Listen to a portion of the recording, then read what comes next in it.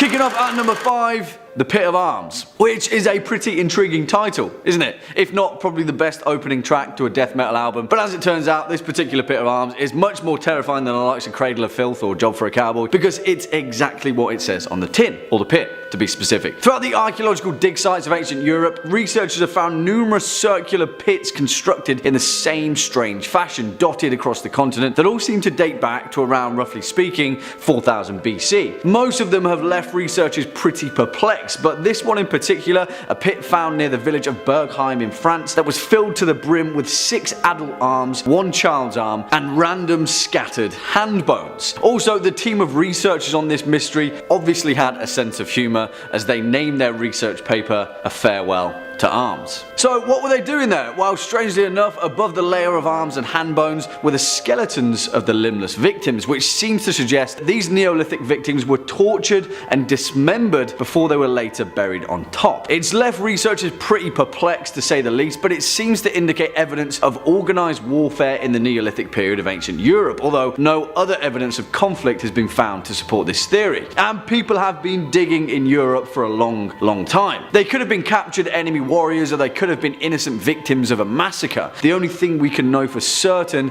is their arms were thrown in a pit, and then they shortly followed. That's grim. Coming in at number 4, Hearts of Lead. And yeah, pretty death metal too, right? I could release an album at this rate. In actual fact though, this entry on our list is possibly the most modern that we've ever covered, and yet it still dates back to over 400 years ago. Now, have you ever loved someone so much that you want to be buried with their heart in a lead urn for 400 years? And also, I'm quite concerned as to whether these hearts were given posthumously. I really hope they were. Well, as it seems, archaeologists from France's National Institute were extensively excavating graves for years at an ancient cemetery in northwestern France at the convent of the Jacobins in Rouen, in one of the oldest preserved cemeteries in Europe. There, underneath the basement of the convent, they unearthed hundreds of burials, some of which dated back to the late 16th century, and 5 of which, strangely enough, were buried with the same familiar set of artifacts, a heart-shaped urn made of lead. Ah.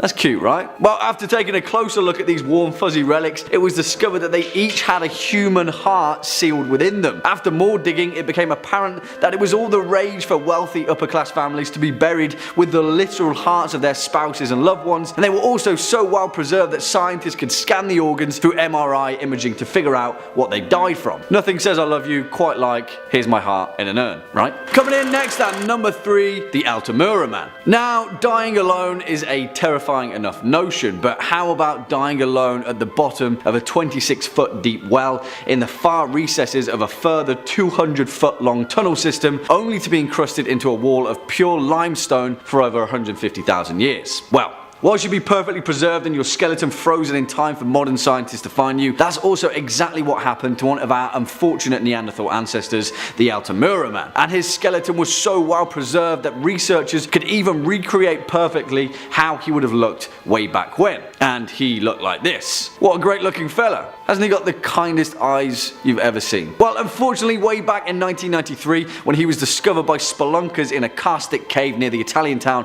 of Altamura, he was a little bit less kindly looking and instead resembled something straight out of a nightmare, petrified by stalagmites and sunken into the cave wall itself through thousands upon thousands of years of limestone droplets. I'm not sure what's more terrifying, the ultimate fate of the Altamura Man, or the fact that he was discovered when he was lost to the mysteries of the earth for over 150,000 years by a bunch of spelunkers.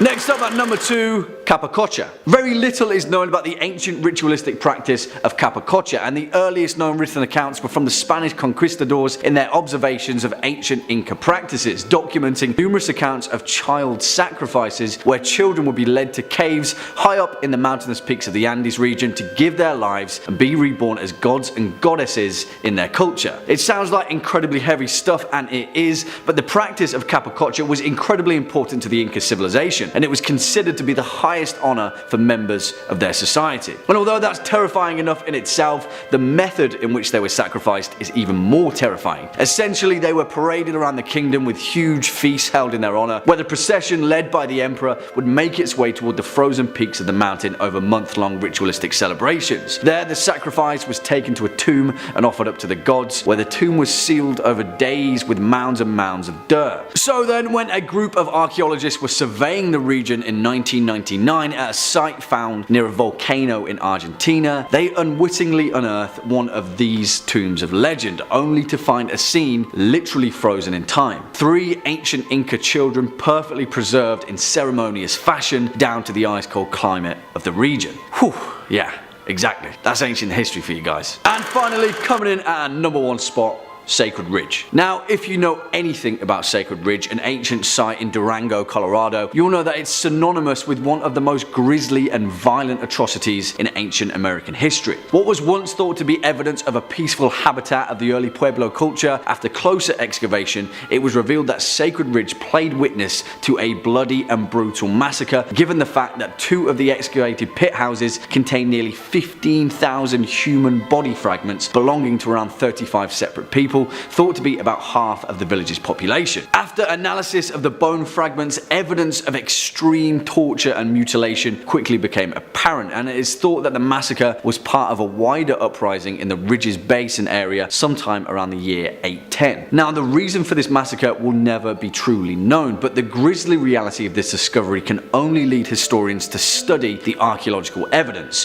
which all points toward methods of extreme torture. After studying the bone fragments of the 33 victims' feet, researchers concluded that these methods of torture all bore the hallmarks of hobbling. Yes, hobbling, as in the excruciating action carried out by Annie Wilkes in Stephen King's Misery. It was thought that hobbling was used as a violent warning sign to other victims, but the fact that pretty much all of the bone fragments contain the same trauma marks only leads to more questions. Now, there are a multitude of theories surrounding the fate of the victims of Sacred Ridge, but it seems that the answer, whatever it may be, will be forever lost to the mysteries of time. From a potential vampire corpse to the horrifying tale of China's only female emperor, here are the top 5 terrifying discoveries made by archaeologists. Number 5 on this list is decapitated gladiators. Being an archaeologist must be very difficult, because at one point finding the remains of a dead person could be a great historical find, and at the other point you've just found the remains of a dead person. Live Science says a set of skeletons discovered in York, England belonged to tall men who died before the age of 45. What makes them gruesome is that all of them had also lost their heads. Their heads were buried with them, sometimes on their chests and sometimes between their legs or feet. Researchers aren't sure why most of the skeletons at the Driftfield Terrace were decapitated. They date to between the 2nd and 4th centuries AD, when the area was part of the Northern Roman Empire. Because most of the skeletons were particularly tall and showed signs of trauma, they may be the bones of gladiators. They might also have been military men. A genetic analysis of 7 of the decapitated skeletons found that 6 hailed from Britain, while 1 may have come from Lebanon or Syria. As if being a gladiator and having to fight to the death for people's entertainment wasn't bad enough, but these poor buggers got their heads chopped off in the process. Maybe they actually got their heads chopped off in the gladiator ring. That was something that happened every now and again. When one clear gladiator won and the other had lost, they would finish them off by chopping their heads off. What's interesting is that these remains were found in Britain. Britain in that area wasn't necessarily known for having gladiators. That doesn't mean that they didn't have their own version of them though. It's very possible that hundreds of years ago they did, and the tournaments didn't end up going in these guys' favor. Either way, a great and interesting find, but still super creepy. A discovery like this is the type that's usually accompanied by some type of ancient curse or something. Wouldn't be surprised if whoever dug these bones up is dealing with the ghost of a dead gladiator or something like that. Number 4 on this list is the Pit of Death. Anything called the Pit of Death does not sound like something I'd want to discover. Live Science says a property development project in France uncovered something truly shocking in 2012. A pit 6.5 feet deep and 5 feet in diameter, filled to the brim with bones. Even more sickening, the bones consisted of severed arms and fingers, as well as the skeletons of infants, children, and adults. Researchers found at least 7 upper arms, including one from a young teenager. On top of the amputated limbs, 7 bodies had been tossed into the pit, including that of a middle-aged man who'd had an arm chopped off and suffered a blow to the head. These bones dated back about 5,335 years. We just had a big stew of bones going on here that these archaeologists were unlucky enough to fish up. These bones would have been back in Neolithic times and were probably a byproduct of some type of warfare. The people who discovered them also theorized that this pit may have served as a justice system of some type. Like if you break the rules, then we throw you into this pit to die or something along those lines. Either way, discovering a big heap of dead bodies from thousands of years ago has got to be pretty terrifying. I don't agree with everything the legal system does now, but at least we don't need to worry about being thrown into a death pit somewhere. Number 3 on this list is the vampire burials. We've talked about vampires a lot on this channel before. Whether they're real or not is still up for debate, but these archaeologists have found some evidence to suggest that some people thought that they really were. Live Science says the real story behind Eastern European vampires is quite possibly creepier than the fictionalized tales of Dracula. Between the 16 and 1700s in Poland, some people were buried with sickles over their necks or rocks wedged under their chins. These precautions were taken to prevent the dead from rising again as vampires who locals believed would return to suck the blood of friends and family. In 2014, researchers found that the vampire burials at Dwarka Cemetery in Poland were the bodies of locals who had not died of trauma. They were likely victims of an epidemic that would have felled them rapidly, the researchers told Live Science. So maybe vampires, maybe not. Either way, it's pretty scary. If they weren't vampires, then they would have just been regular people who got sick, were probably killed, and then had to get a giant rock shoved in their mouths when they're put in the ground. Creepy. But then again, if they are real vampires, then you just found some literal dead vampires, and that's not good for anyone involved. No matter how you slice this one, it's just kinda all bad. Kinda hoping that they aren't real vampires though, because if they are, who knows if they're dead for good. We don't really need some undead vampires coming back to life and sucking all of our blood. Solid no thanks for me on that one. Number 2 on this list is cannibalism. Alright, so you're probably wondering, how did they discover cannibalism? Well, they discovered the evidence of cannibalism, and let me tell you, it's not pretty. Live Science says when Sir John Franklin and his crew headed off for the Arctic expedition in 1845, they hoped to navigate the Northwest Passage. They almost certainly did not expect that they'd be resorting to cannibalism within a few short years. The Franklin expedition's 2 ships, the HMS Terror and the HMS Erebus, became trapped in ice which failed to melt summer after summer. By April 1848, 24 men had died, and the remaining crew set off in an attempt to trek to the nearest trading post. None were ever heard from again. Over time, the bones of some of the crew members were found. In 2015, researchers reported that the bones had been hacked and boiled, and many were even cracked to get at the marrow inside. The discovery speaks to the very desperate situation in which those men found themselves. You have to imagine yourself in that situation, and would you do the same? And that's it, guys. What would you do? It's the 1840s, you're freezing to death, you're starving. Do you eat your fellow comrade? It's obviously a pretty brutal question that I think nobody wants to be forced to answer. The archaeologists saw the remnants of this problem head on, and I imagine it scarred a lot of them for life. And finally, number 1 on this list is Yan Shiwei. This is a tragic story of China's only female emperor, which was discovered by some archaeologists when they uncovered her tomb. Live Science says you work for years supporting the first female emperor to China and smoothing her rise to power. You break your own arm instead of fighting against her for a rebel army. You help her mollify civil disorder, and then your little brother goes rogue and gets you all executed. That's the sad story of Yan Shiwei, one of the favorite officials of Zetian, the founder of China's Zhou dynasty. Archaeologists uncovered Yan Shiwei's 1300-year-old tomb and discovered the tale on a stone-inscribed epitaph. Yan Shiwei's little brother, Yan Shiwei, turned against Zetian around 699.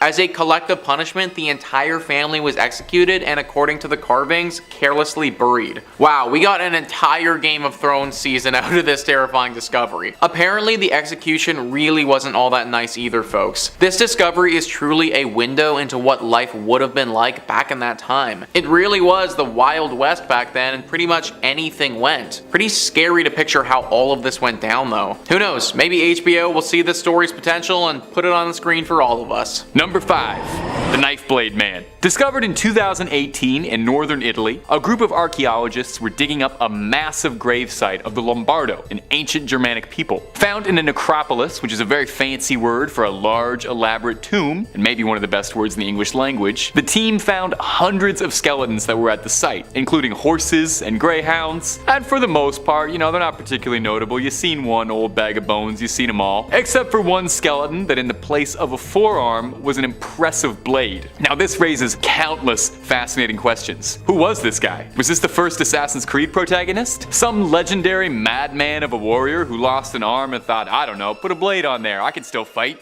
Well, the Lombardo people placed a great emphasis on war and combat in their culture, so it is possible. The researchers noted that there was a clear dated buckle around his arm, and pressure on the bones of his arm showed that it was an intentional prosthetic, right down to the wear and tear on his teeth, suggesting he tightened the straps for his hidden blade with his teeth. Most of the other skeletons found in the necropolis all had blades buried with them at their sides, perhaps ritually out of honor, but this unique specimen had it grafted onto his arm like he's history's first cyborg or Dwarka from Mortal Kombat. To be able to not only survive an amputation, pre-antibiotics and modern medicine is already impressive. And hey, if you're always looking to learn something from knife arm skeletons, then toss a subscribe our way. Top 5 Scaries always got a couple scary videos for you every day. Let's creep on creeping on. Number 4. The Hanging Coffins. We're going up to China for our next one, specifically Hubei, China. There's a cave there that the locals call the Cave of the Fairies, and you've probably already realized that there's gonna be a dark secret involved with the Cave of Fairies. We never talk about anything nice here. It was said that the mythical creatures were supposed to live in the cave, but those who explored it inside found that there wasn't much of anything living at all, instead finding something deeply disturbing. Rows and rows of coffins, some hanging from ropes, some jammed, wedged between the rocks of the cave. The coffins themselves were massive, weighing around 200 pounds each, and some destroyed and ravaged. Dating the coffins puts them at around 1200 years old, and are thought to have been put up by the ancient Bo people, an extinct culture hailing from China, famous for this unique practice of hanging coffins from caves. It's thought that this served 2 purposes. 1, as a ritualistic offering meant to bless the dead, and 2, from a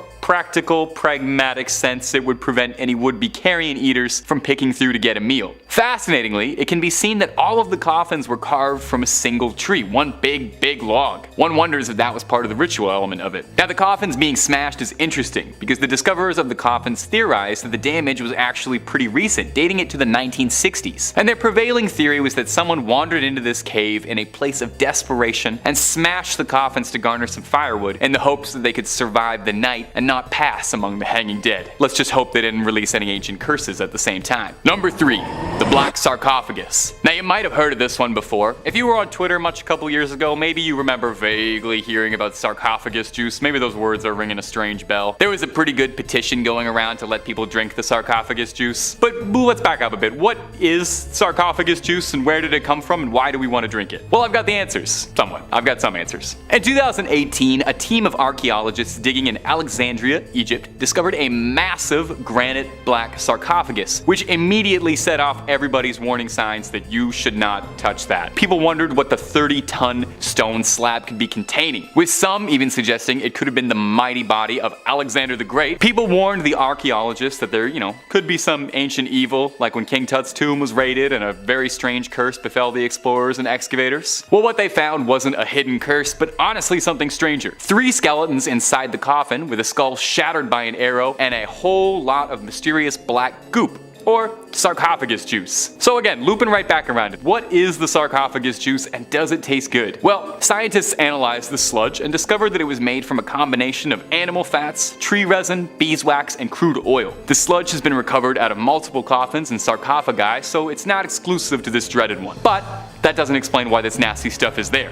Well, there's some theories about this, no concrete answers, but I'll do my best. It's said that when someone died, they become a form of the god Osiris, who is associated with death and rebirth. Osiris was called the Black One, and is depicted with very dark black skin in the guise of a mummified body. As well, black is also a color associated with the deposits on the bank of the River Nile after a flood season. Fresh and fertile soil was seen as inherently regenerative. So it's theorized that with the linking concepts of Osiris and the regeneration of the soil, soaking and filling the coffins with this black sludge was a very confusing part of the mummification process. Number 2. Headless Vikings. In 2008, a group of archaeologists archaeologists were doing some fairly routine work in Dorset, a seaside town in England, in a rather dull job to improve local roads around the area. As could be expected, not too much of note was discovered, except for the mass grave of 54 headless Viking mercenaries. And not just were their skulls missing, but the rib cages, arms, and leg bones were all arranged neatly, surrounded by discarded teeth. No clothes or weaponry was discovered. So what happened?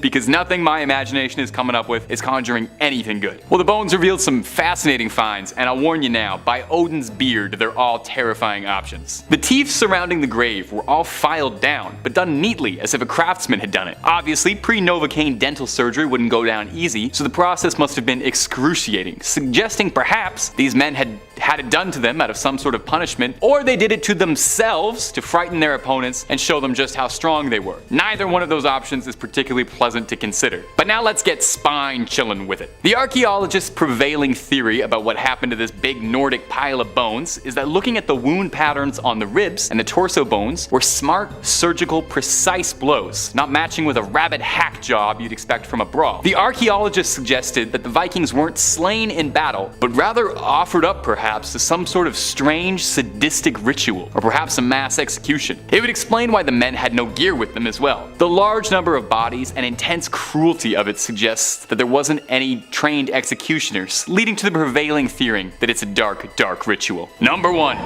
Bog people. Name one good thing that's ever been found in a bog. Need some help? There's never been one. For peat farmers in northern Europe, it's a thankless life, working in wet, muddy bogs and occasionally finding leathery preserved bog mummies. Due to the low temperatures, lack of oxygen, and high acidity of bogs, bodies found there are preserved disturbingly well. Well, preserved is a bit of a misnomer. They're twisted and rived, but they're intact sort of. It's hard to think of these as preserved well because they look like the scariest things you've ever seen, but the process is weirdly fascinating if you're interested in looking up something disgusting. This happens all over northwestern Europe, with no one specific case to point to. It happens all over Ireland, Germany, Great Britain, the Netherlands, and so on. The bodies range from anywhere as old as 8,000 years old preserved to the most recent appearing to have been from the early turn of our century. Now, no one really has any idea how many of these bog bodies could be out there, and no one really knows how the unfortunate bog victims ended up in their final muddy resting spot. Some of them could possibly have just been unlucky souls who found themselves lost and fell in. But another prevailing theory is that Roman Iron Age people in northern Europe sacrificed people to the bogs, which sounds too dark to be real, but apparently is. They would also offer people as sacrifice or as punishment for their perceived social imperfections, which, may I just say, I am very glad this practice isn't commonplace, because I would be cast into the bogs faster than you could say peat deposit. Number 5. Tiny mummy alien. In 2003, researchers in Chile uncovered something bizarre that rocked the archaeological world. It was a mummified skeleton.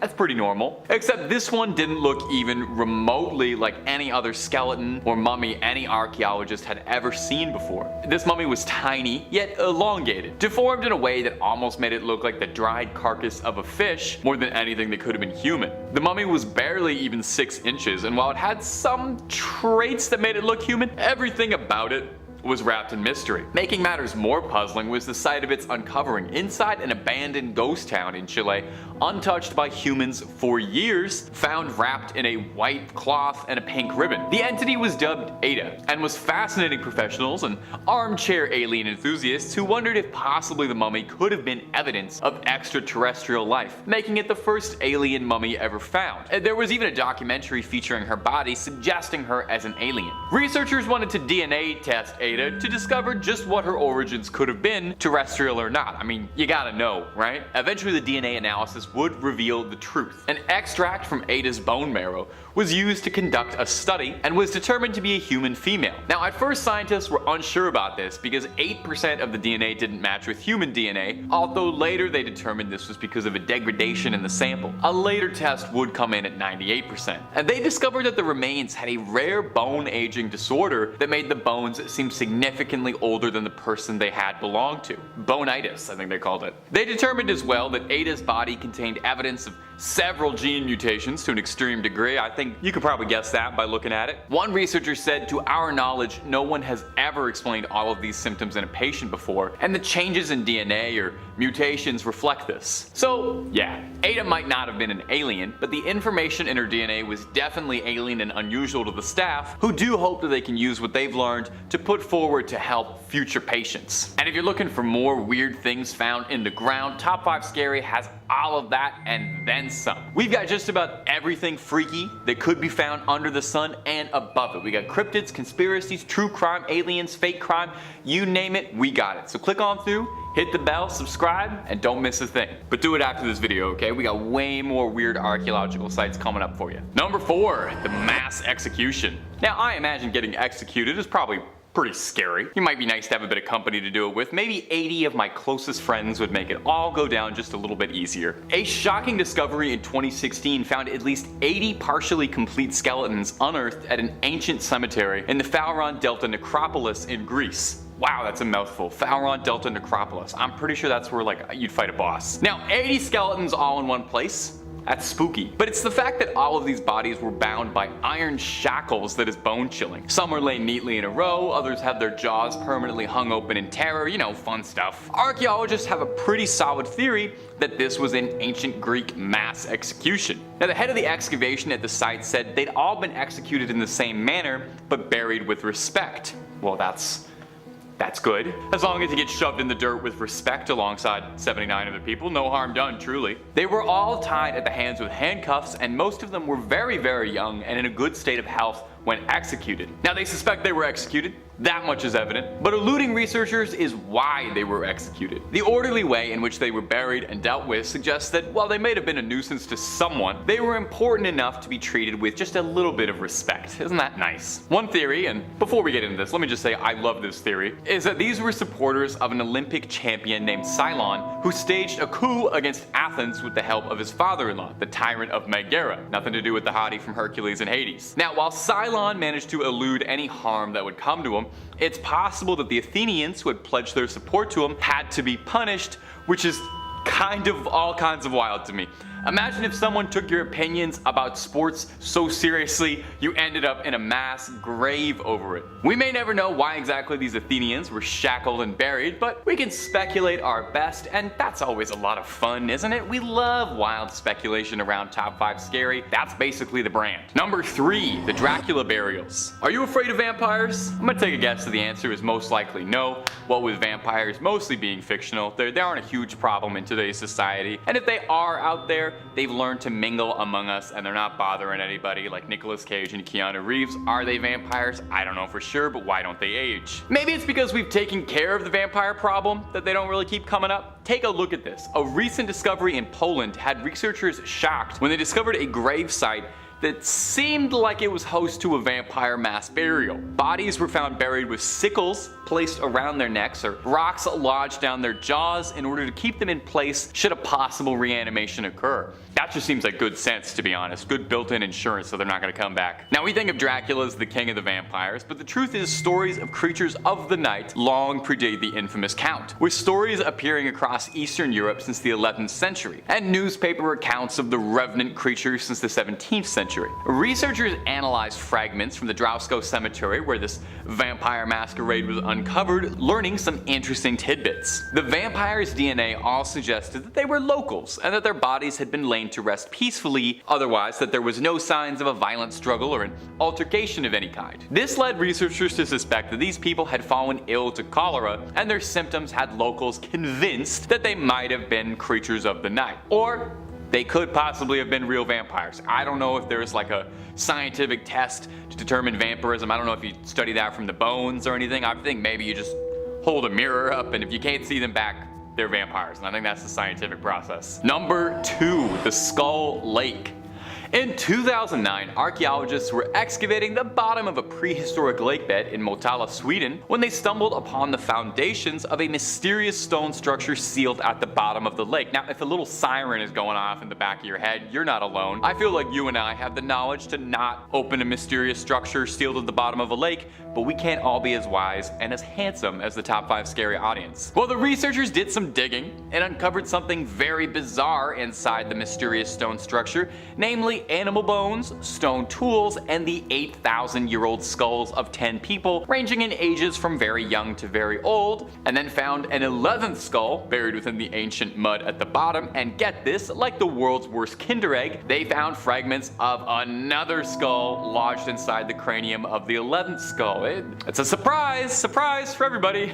That would probably be already horrifying enough to earn itself a place on this list, but I buried the lead here and neglected to mention that several of the bodies had stakes driven through them and had shown signs that they were burnt. 2 of the skulls were found with stakes still stuck inside them, and 1 stake had been completely melded with the cranium. And I'm not even done yet. What's most concerning is that the archaeologists who discovered the terrible bone nesting doll don't even really know what they found. They're kind of shrugging just like you and I are now. One theory is that it was a ritual site, perhaps where some dark rituals would have taken place. The pointed end of the stake was probably stuck in the ground, and after the ritual was complete, the rest of the bones were just tossed under the shallow lake. Now that doesn't really explain the conditions of things unless it was a particularly violent ritual. Parts of a skull don't tend to end up in someone else's skull unless something seriously rowdy is going on. Another possibility is that these were the remains of enemies, and the staked skulls were brought back by warriors as trophies. Now this explanation is possible, but no records have ever shown that the Predator lived in Sweden, and I think the Predator is more of a skull hunting guy than any humans. Anyway, we may never know the truth behind this one, and I'm gonna be honest, that might be for everybody's best. I want to sleep tonight. And number 1, the HMS Franklin. Have you ever dreamed perhaps of sailing the world, going all master and commander, discovering new lands with your comrades in arms under the mizzenmast? I wanted to be a naval explorer for years, unconcerned of the dangers of the sea. Well, it turns out that the life aquatic is significantly more dangerous than the movies make it out to be, and oftentimes you never make it home. In 1845, Sir John Franklin led 2 great ships, the HMS Erebus and the unfortunately named HMS Terror, on a voyage to chart the Arctic. Franklin was a seasoned sailor, and he'd already been around the Arctic 2 times already, and thought he knew his way around an iceberg. Well, it's the Arctic, and things happen. Can't plan for it. That departure in 1845 would be the last time anyone ever saw any of those 2 ships for the better part of 170 years. The Erebus and the Terror both became trapped in ice, and an unreasonably cold summer meant that they were trapped there much longer than anyone could have expected. In a desperate attempt to flee the situation, the crews of both ships evacuated and made a dreadful journey some 1,000 miles to the nearest trading port on the Hudson Bay. Now, you don't need to be a historian. You tell me how you think this turned out. Well, you can probably guess, since they're listed as number 1 on a video about scary archaeological finds, the walk home didn't go super great. The bodies were eventually discovered, preserved in terrifying detail. Captain America, they ain't. Now the bodies were buried in permafrost, meaning they were preserved kind of like a mummy, but colder and way scarier. They look like latex Halloween masks, but they're real people. And where things get truly terrifying was wound patterns on bones nearby to the bodies that suggested when the crew got hungry, they started looking inwards for food, for long pork. If you are what you eat, then these people are humans. If the implication is not coming across just yet, I don't know if I can be any more subtle about it. Bones had been found cracked, the marrow empty, and knife marks on the bones suggested cuts like a butcher would have. The crew had run out of supplies and began eating their own, desperate to make it back, but never did. The lesson to be learned here? You can never pack enough trail mix. Always bring a second bag of that stuff. Bring some jerky before you have to start treating the cabin boys as food. Number 5 on this list is missing nuclear weapons. Sometimes referred to as Operation Broken Arrow, this is where several nukes are just missing. One would think that nuclear weapons are the type of thing that would be hard to lose, but that's exactly what happened in the 50s. It's currently believed that the American government is missing 6 separate weapons. This is due to various accidents that have occurred during the transport of said nuclear weapons. A lot of these accidents took place when planes have had to make crash landings or had accidents while they were in midair. From these various accidents, there are actually still weapons that are unaccounted for and missing in the world. This is honestly truly pure insanity. The thought that I could be walking down the street one day, take a wrong step, and trigger an atomic bomb that no one has found is just pure craziness. And honestly, maybe that example is a bit of a stretch, but there are believed to be some bombs at the bottom of the Atlantic Ocean. What if the wrong people discovered these weapons and used them for their own evil intentions? What if some boat stumbles upon them and triggers them, causing a catastrophic event in the ocean? Some of these bombs are also believed to be lost somewhere in Spain. Well, what if those accidentally went off? Is Spain gonna think that they're under attack and fire back at someone? Could an accidental explosion actually cause a chain reaction that fuels an entire war? 6 of the most destructive things humans have ever made are just out and about and ready to be found. If anyone but the government discovers these first, it could be really bad. Number 4 on this list is ghosts. This YouTube channel is called Top 5 Scary Videos. On Top 5 Scary Videos, I've done many a video referencing various scary things, and a lot of them have included or at least touched on ghosts.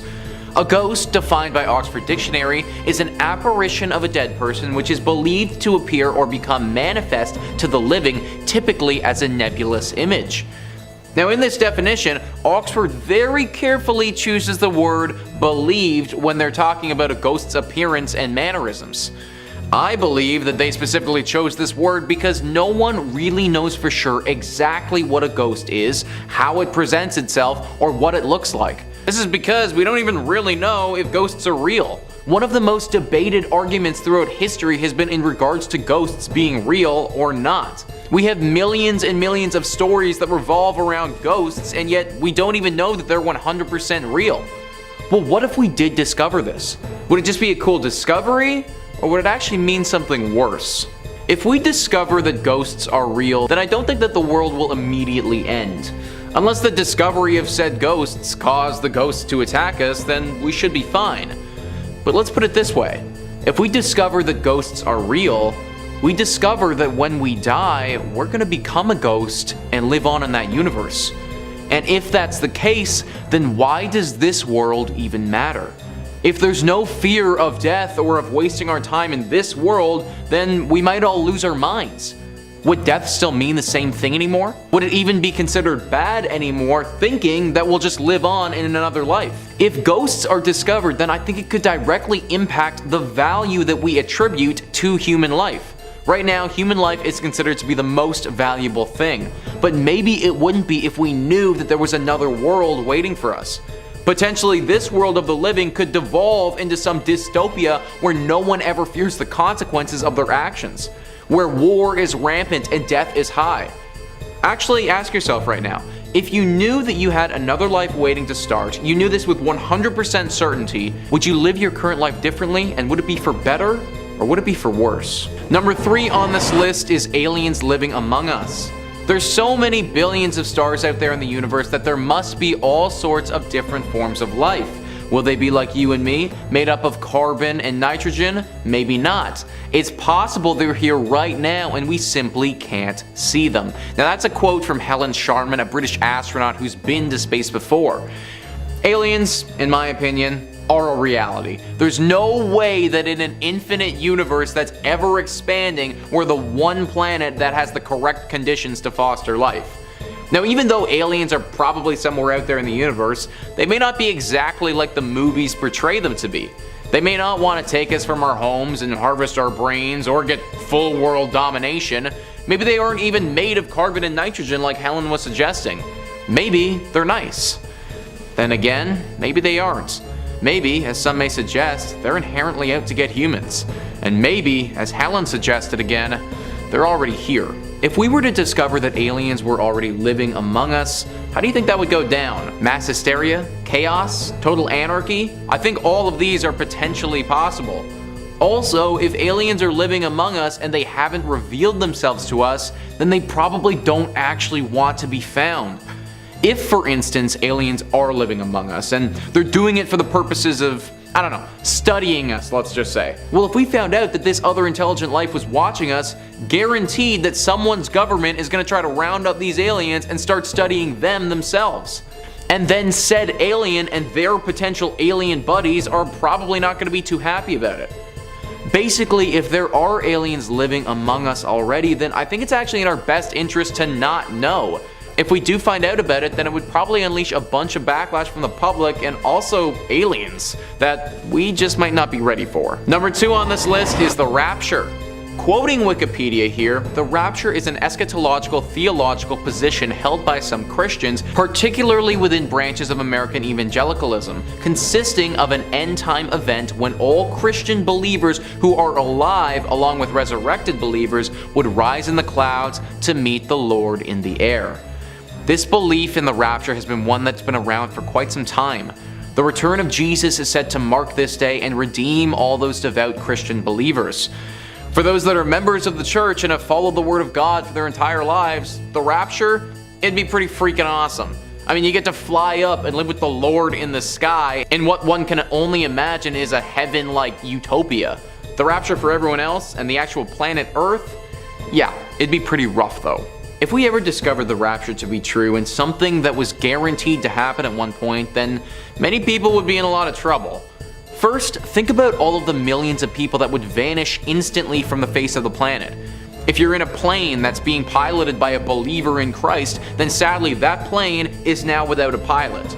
The initial chaos that this would cause would be absolutely catastrophic, and one can very easily see anarchy breaking out everywhere. What happens after that is wildly debated. Some believe that demons could come to Earth and take over, and that our new home will basically be the new hell. Obviously, this would freaking suck, and Earth as we know it would never be the same. But even if this didn't happen, and it was simply the action of losing a bunch of people at once, well, we may end up losing a billion people or so.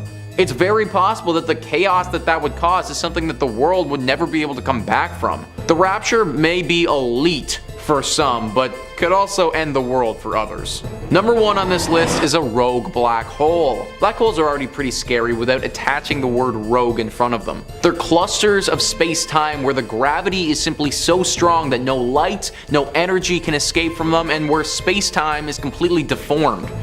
These vacuums of space are some of the most powerful things in the entire universe, and they've been known to eat up entire stars like they were animal crackers. A rogue black hole are black holes that are wandering around the universe, gobbling up matter like Pac-Man.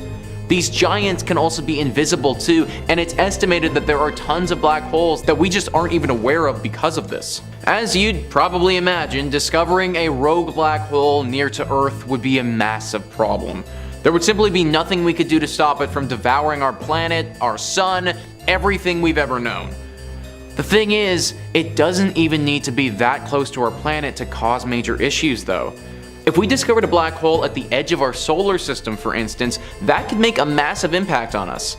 Sucking up things on the outside of our solar system would change the gravitational forces that apply to planets around us, and then ultimately our planet as well. Any major gravitational shift on the solar system would dramatically affect our planet's trajectory and could cause irreversible damage. If Earth's orbit around the sun changed even slightly, this could totally alter our climate, or sea levels, or things that I'm not even aware of. The discovery of a rogue black hole coming into our solar system would probably be the end of our world as we know it. Let's just cross our fingers and hope that these vacuum cleaners of the universe have other galaxies on their mind. Number 5. Spiral graves. Okay, remember in Game of Thrones when all those body parts were left in like a crazy weird spiral formation? The Night King or the whatever king was doing it? I don't know. Imagine if you were walking and all of a sudden you see that.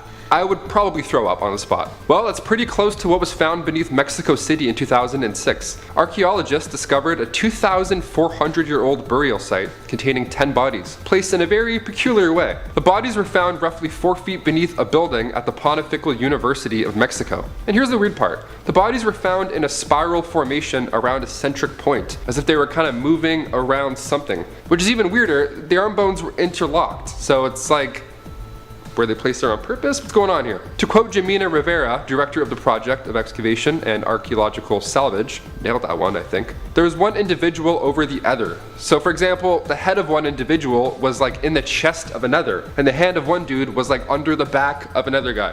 What a weird party. And the craziest part, the body of a baby was found on top of another body. This whole thing is just disgusting. What kind of ritual was this? There's been no previous record of a burial done that way, so why now? It's still unclear why this burial site even exists, or why the bodies were placed in such odd ways. Who knows, maybe it was a surprise birthday party and the guy didn't show up, so they just stayed there for 2,000 years. That, my friend, is commitment. Number 4, the London hammer. Found in 1936 in London, Texas, not London, England, or London, Ontario. We don't talk about that third one. A man named Max Hahn and his wife spotted a strange rock that seemed to have a wooden handle sticking out of it. Now, of course, they were curious, so they went over and took a closer look. They realized that the wooden handle was moving a bit, but the rock was wrapped around it. Odd. So once the rock was then cracked open, it was revealed that there was a hammer inside of the rock. Thor, is this yours? The rock itself dates to be back from the Ordovician period, which was about 400 million years ago, give or take. Which is pretty wild considering that human beings have only really been around for about 200,000 years. So what's the deal? Is this hammer from the future, Asgard? We need answers now. The hammer itself is in amazing condition for being as old as it is. Strangely enough, parts of the handle have actually turned into coal, yet the 96% iron hammerhead has yet to rust. I've gone through like 3 bikes in my adult life. The rust got 2 of them real good, real good. This hammer must have been covered in CLR. Or a mystery is afoot, I don't know. The hammer is 6 inches long and 1 inch thick, and it doesn't look like it was made by accident. The hammer is actually very similar to late 1800 man-made tools, so the discovery has us stumped. How can something be made that long ago by humans? Many believe this is the first piece of evidence that time travel exists. Also, how is it still intact? I feel like the wood should have broke off ages ago. If you want a glimpse of the mystery hammer yourself, you can find it on display right now in the Creation Evidence Museum in Glen Rose, Texas. And then you can decide for yourself. Number 3, Antikythera mechanism. After being submerged for over 2,000 years, we believe we found the oldest known analog computer to date. Discovered in 1902 by Greek politician Spyridon Stais, this clock-sized device was said to be made sometime between 70 and 200 BCE. That's an old clock. More like a great-grandfather clock, am I right? So does this thing track your steps? Can it change songs? No and no. It was actually meant for much more. This extremely complex piece of history was meant to calculate the positions of astronomical objects. Containing over 30 spinning gears and wheels, and colored rocks even, to mark which planet was which, the Antikythera mechanism also tracked the moon, the sun, all the eclipses, and most importantly, what day the Olympics are. Talk about a cool reminder. I think it was yesterday. Sorry, I know, it was, I messed up, I f***ed up, sorry guys. We're not quite sure how humans figured this out that long ago, but each additional piece we discover gets us closer to our very old truth. The closest discovery we have to this device are medieval cathedral clocks, but those were built about a millennium later, so where did this come from? Aliens? Autobots? You be the judge. Number 2, the Black Knight satellite. First discovered in 1954 by Dr. Lincoln LaPaz. The Black Knight satellite is the oldest recorded satellite in history. When news broke that LaPaz had discovered the satellite, it was a pretty eye-opening headline, considering that there were no countries that have actually launched a satellite at that time yet. And it was photographs of the Black Knight that were released in 1998 that caught our attention. This photo. Now, before jumping to the conclusion that this is an alien space knight, the Pentagon initially thought that the Russians had just beaten them into space. Now, space journalist James Oberg says it's just a lost piece of heating equipment from when they were building the International Space Station. Oh yeah, you sure about that, James? Huh? What do you work for, NASA or something? He does? Huh. While that theory does make a lot of sense, there are still other factors that play into this conspiracy. Nikola Tesla previously discovered some strange signals that many believe was actually the same Black Knight satellite. While at his laboratory in Colorado Springs in 1899, he picked up radio signals that he believed came from, well, another planet. Who knows, maybe the Black Knight will just collide with Elon Musk's space car and then he'll just fire up the engine and head down to Earth. I feel like that's the only thing left for 2020 at this point. And lastly, number 1. Göbekli Tepe. When you think of old man-made landmarks, what's the first thing that comes to your mind? The pyramids maybe? Stonehenge perhaps? Discovered in 1994 in Sanliurfa, Turkey, Safak Yildiz came across a stone that had an unusual shape to it that was sticking out of the ground and decided to get a closer look. Who knows, maybe it's another one of those time-traveling hammers. Once realizing it was attached to a much larger rock, German archaeologist Klaus Schmidt came in and dug up the grounds. What he found was much cooler than an oddly shaped rock. See, this rock was actually a T-shaped pillar and was one of a dozen found. And each pillar was around 20 tons, covered with carvings of animals like birds and insects. And the best part? The rock dates to be about 60,000 years older than Stonehenge.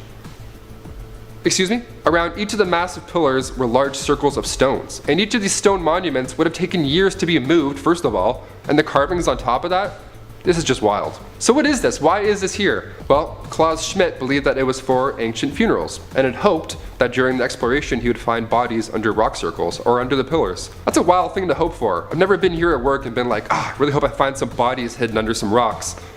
Fingers crossed. They didn't find anything though, and we have yet to find any signs of previous life on the site to this day, or plant life for that matter. Some researchers have even gone so far to say that it's the biblical Garden of Eden. So where do you think Göbekli Tepe is hiding?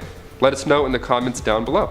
Well, there you have it, guys. Which scary unexplained discovery did we miss? Let us know in the comments so we can check those ones out as well. Kicking off today's list, we have the sunken city of Dwarka. Until roughly 50 years ago, it was simply a legend, a story passed throughout the ages. The most famous legend about the lost city of Dwarka can be found in the ancient epic of Mahabharata. Dwarka, similar to Atlantis, is said to have sunk beneath the sea at some point in the distant past. According to the sacred scripture of Srimad Bhagavatam, the city of Dwarka was built in response to Jarasandha, the ruler of Magadha, who was constantly attacking Mathura. To prevent further attacks on his clan, Lord Krishna decided to establish a separate city on India's western coast. The city quickly rose to prominence and began the unstoppable pivot of Lord Krishna's mission, housing thousands of people in approximately 900 palaces that were crafted out of silver, gold, and precious stones, along with being heavily fortified and could only be reached by ship. At the time, the city of Dwarka quickly became a talking point around the world, inspiring awe and wonder. According to the Mahabharata's 23rd and 34th stanzas, the city was inundated and submerged by the Arabian Sea on the day that Krishna departed the earth to join the spiritual world after 125 years, and this is when the Kali Age began. The ocean's deity reclaimed the land, sinking the lost city of Dwarka, but sparing Lord Krishna's palace. It is also said that the lost city of Dwarka was attacked by Vimana, a flying machine. The description of the fight encourages ancient alien theories, as it appears that it was fought with sophisticated technology and powerful weapons from orbit. The spacecraft launched an attack on the city using energy weaponry, which resembled a lightning strike to onlookers, and it was so devastating that much of the city lay in ruins following the attack. A marine scientist discovered remnants of an underwater civilization near the coast of Dwarka, the city that's still on land that is, in the 1970s, and in 2002, scientists discovered an extremely advanced civilization from the past lying untouched beneath the ocean's surface. With the help of sound matrix and image technology, along with sub-bottom profiling, marine scientists were able to find the exact location of the city, including some stone structures. The lost city of Dwarka was officially found 120 feet underwater in the Gulf of Cambay, off the western coast of India. Thanks to carbon testing, it was established that the city is anywhere between 7,000 to 9,500 years old and stretches out 7 to 8 kilometers long and 3 to 4 kilometers in width. The most fascinating, or creepy thing about this underwater city, depending on your point of view, is that all human remains are still intact. Ergo, the main reason it made its way to today's list. Look, I'm not a scuba diver, but I can't think I'd be too fond of swimming around casually, admiring, architecture, and bam! Perfectly preserved dead bodies. During the 2002 excavation of Dwarka, many mud vessels, temple bells, ancient ritualistic vessels, and other artifacts were found, with the carbon dating indicating that they date back to roughly 7,200 BC, otherwise known as the prehistoric period. At the time of this research, scientists also found that a massive man-made wall that's almost 2,000 feet tall that has since been unearthed during periods of low tide and can't be easily seen. Granted, they're still waiting on absolute results from some strange structures made of iron they weren't able to identify. Maybe they're from the aliens? In fourth place, we have the Antarctica sea spiders. Okay, I'll admit it now, this one might be on the list purely because of how much it made me jump while researching. Seriously, look at the photos of these things. Yeah, this reaction is genuine. If I get nightmares tonight, I'm blaming y'all, okay? Before I start talking specifically about the big guys, time to dive into exactly what sea spiders are. Sea spiders are marine arthropods of the Pentapoda order and belong to the Pycnogonida class. They're cosmopolitan, and well, to some of us that sounds like a fancy drink. It just means they're found in oceans around the world. Lucky for me. There's over 1,300 known species, and they have legs ranging from 1 millimeter to over 70 centimeters in length, and that's over 2 feet in length. While most of them are towards the smaller end of this range, that won't qualify as terrifying now, would it? Although sea spiders are not true spiders, or even arachnids, their traditional classification as chelicerates would place them closer to true spiders than to other well-known arthropod groups, such as insects or crustaceans if correct. Sea spiders tend to either walk along the bottom of the ocean with their stilt-like legs, or just swim above it using an umbrella pulsing motion. They're mostly carnivorous predators or scavengers that feed on sponges, polychaetes, and bryozoans. Alright, time to talk specifically about the big guys. Those really long legs I mentioned a moment ago are everything to the Antarctic sea spider, since they're where its vital organs are kept, because it doesn't have much of a body. Its proboscis is also important because that's what it uses to suck the insides out of worms, jellyfish, sponges, and other soft body prey. Sounds delicious, I guess? Right now, all I can picture is like that one scene from The Lion King where Timon and Pumbaa are sucking the insides out of squishy bugs, and I'm pretty sure Simba and I are having the exact same facial reaction. For my brain's sake, it's highly unlikely for most of us to ever come across one of the giant spiders, since they only live in the oceans around the polar regions. Gigantism has been observed in a number of other Arctic and Antarctic species, leading to biologists to consult a couple of theories that certain elements of the polar environment must be conducive to humongous body size. Over several hypotheses have been put forward, with some scientists claiming that large body size may have developed as an evolutionary trait to enable animals to withstand long periods of starvation during the winter, when resources tend to become, scarce in the polar regions. While others have suggested that some of these species may be somehow descended from creatures that invaded the Arctic and Antarctic from the deep sea, where high rates of gigantism have also been recorded. However, a recent study lends support to an entirely different theory, which revolves around the availability of oxygen in the polar oceans, since oxygen is more soluble in cold water than warm water. It has been suggested that this high availability of oxygen, coupled with the fact that low temperatures slow animals' metabolism down and reduce their need for oxygen, could facilitate their gigantism. And hey, they're not venomous, so overall, they're not as dangerous. But that's not going to stop my fears. In third place, we have the Mariana Trench. I'm just going to apologize in advance because I know I'll slip up at some point, if not every time, and say Mariana's Trench out of habit.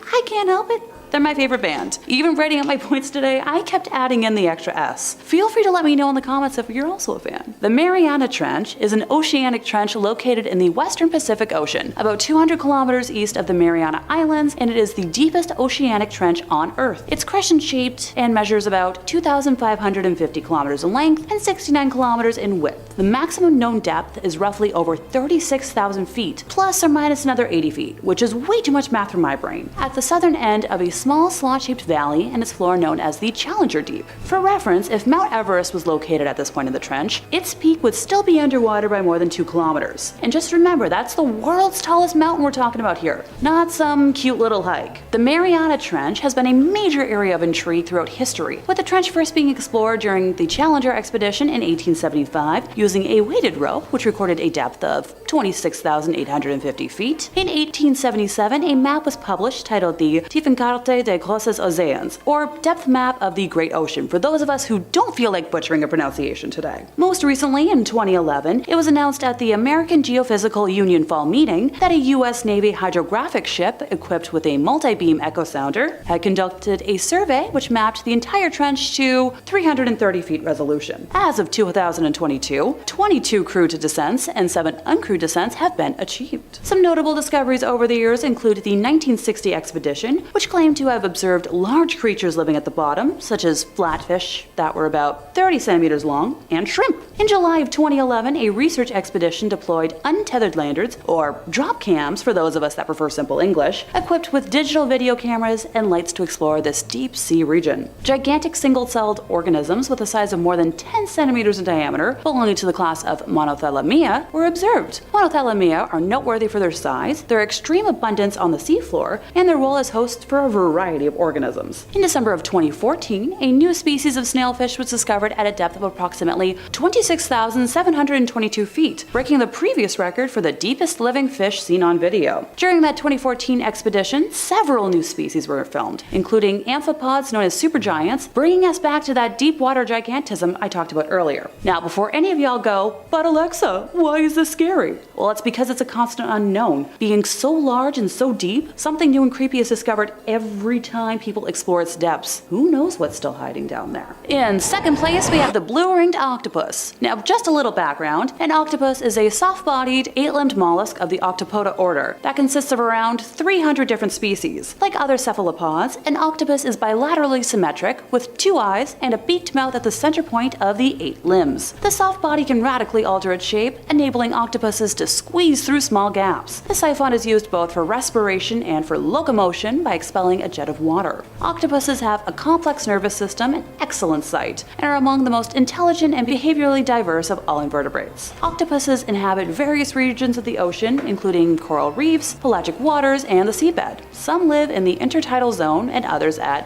abyssal depths. All octopuses are venomous, but only the blue-ringed octopuses are known to be deadly to humans, ergo why they're my focus today. This specific species can be found in tide pools and coral reefs in the Pacific and Indian Oceans, from Japan to Australia, and can be identified by their yellowish skin and characteristic blue and black rings that change color dramatically when threatened. They eat small crustaceans, including crabs, hermit crabs, shrimp, and other small sea animals. Despite their small size that ranges from 5 to 8 inches in circumference, they are very dangerous to humans if provoked when handled because their venom contains a powerful neurotoxin tetrodotoxin, which can cause loss of all sensations and paralysis of voluntary muscles, including the diaphragm and intercostal muscles, ergo stopping breathing. The full list of possible side effects from the venom include nausea, heart failure, severe and total paralysis, blindness, and can lead to death within minutes. The blue-ringed octopus carries enough venom to kill 26 adult humans within minutes. I'm just going to repeat that to be clear, 26 adult humans within minutes. Their bites are tiny and often painless, with many victims not realizing they have been envenomated until respiratory depression and paralysis begins. Oh, and by the way, there is no such thing as blue-ringed octopus antivenom available. And finally, in first place we have the stonefish. Now, you might be asking, after the deadly octopus and a literal pit in the ocean,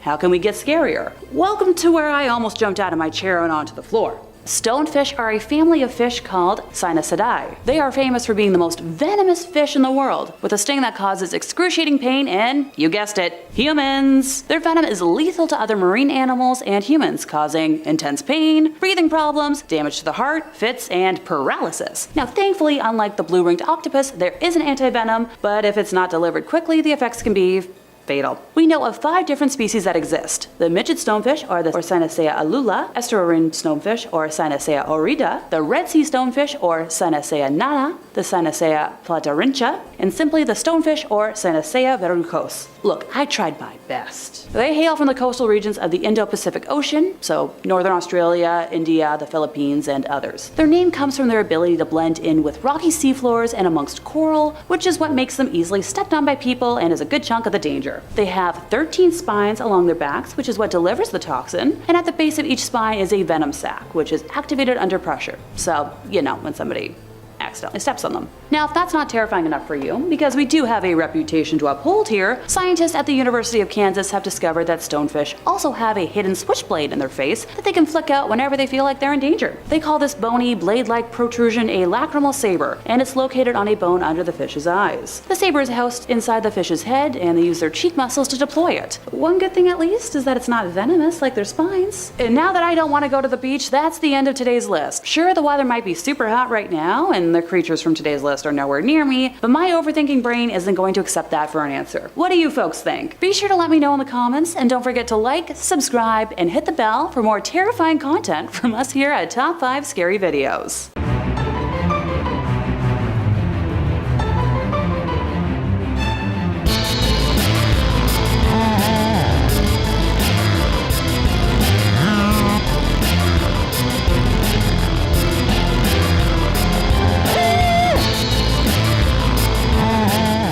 Number 5. The Red Forest. In the years since the disaster, the flora and fauna of the area has begun to thrive, taking over much of the area. However, some of this plant life is unlike any you've ever seen due to the massive amounts of radiation in the area. In the time directly after the accident, a woodland in the area filled with normally green pine trees turned bright red and died, being dubbed the Blood Red Forest. What is even more unusual about these trees is that even 20 years after the the disaster, these dead trees have not decayed. Most dead trees will rot to dust within a decade, but these red trees have somehow avoided this fate. Scientists gathered bags of red leaves to run tests on their rate of decomposition, finding that they were less decomposed by 30% than regular leaves, and remained intact and dry even after a whole year. This indicates that the ecosystem will have trouble replenishing itself with nutrients, and worst still, that the dry leaves could result in a fire. If that were to happen, it would risk radioactive containments being spread through the air outside of the exclusion zone and into nearby areas it could damage. Other strange ways that the radiation affected the plants in the time after the disaster was some being seen growing or shrinking to unusual sizes, or in some cases, even glowing in the dark. What other ways has the radiation from the Chernobyl disaster affected the plant life of the area that we simply can't see? Is there a way to get one of those red forest trees for my home in time for Christmas, or should I stick to the classic green? Number 4. These creepy dolls. What would a spooky list be without an entry about a creepy doll? There's something about them that puts people on edge, despite being intended as objects of joy and comfort for children. When the city of Pripyat was evacuated the day after the disaster, 49,000 people had to leave their homes with little notice, having very little time to pack their belongings, and most things simply being left behind. They were under the impression that they would be returning home after a short amount of time, so many objects remain where they were abandoned to this day, including the toys of the children of Pripyat. In the years since the disaster, these dolls have begun to radiate and rot, taking on a haunting and disturbing look. Many are left in positions of play, while others have been posed in the years since by urban explorers into positions of a more sinister nature. When wandering through the abandoned town, though, it may be comforting to know that you are not alone, as you are being watched by thousands of dead, glassy doll eyes as you make your way through the empty streets. Number 3. The elephant's foot. At the epicenter of the Chernobyl disaster is a strange mass which has been nicknamed the elephant's foot. The Chernobyl incident was caused when there was a power surge during a routine test that went wrong, resulting in the uranium rods overheating in their cooling water. This caused them to give off a massive amount of steam and pressure, which built up until there were 2 massive explosions. This